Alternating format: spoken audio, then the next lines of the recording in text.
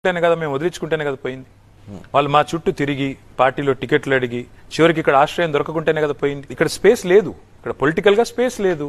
లేనప్పుడు సహజంగా పార్టీ ఇక్కడ నిండా ఉన్నప్పుడు ఇవాళ నేను అడుగుతాను స్ట్రైట్ గా, వాళ్ళకి మేము బీఆర్ఎస్ టికెట్ ఇస్తానంటే వద్దని పోయిన వాళ్ళు ఒక్కరు ఉన్నారా? సికింద్రాబాద్ టికెట్ పద్మారావు గౌడ్ సాబ్ కు ఓకే అయినట్టే.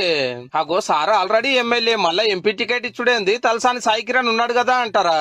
అది మొన్నటిదాకా ఈ అసలు టయానికి పోటీ అనగానే అదురుకుంటున్నాట తలసాని సారు. మొన్న వరంగల్ లో కూడా గిట్లనే అయ్యింది. ఆరూరి రమేష్ సార్ ను ఆడికెళ్ళి ఎత్తుకొచ్చి అధ్యక్షుల వారి ముంగట ఊకుండా పెట్టినా నేను పోటీ చేయనంటే చేయనని Chevella sitting MP Ranjith Reddy sir కు టికెట్ ఇస్తామని ఎన్ని తీర్లు చెప్పినా మీ టికెట్ వద్దు, మీ పార్టీ వద్దని కాంగ్రెస్ లకు దొంకే. సిట్టింగ్ అయినందుకు నామా సార్ కు ఖమ్మం టికెట్ ఓకే అయ్యింది కానీ నామినేషన్ల వరకు ఏమయ్యేది తెలియకొట్టుంది. నా కొడుకు మల్కాజ్గిరి టికెట్ ఇయ్యాల్సిందేనని మొన్నటిదాకా డిమాండ్ చేసిన మల్లన్న ఇప్పుడు వద్దంటే వద్దని జిద్దు చేసి తెచ్చిన లీడర్ కి ఇచ్చిండ్రు. పక్కా గెలుస్తా అని 5 ఏళ్లు ఎన్నో మాట్లాడిన కవితక్క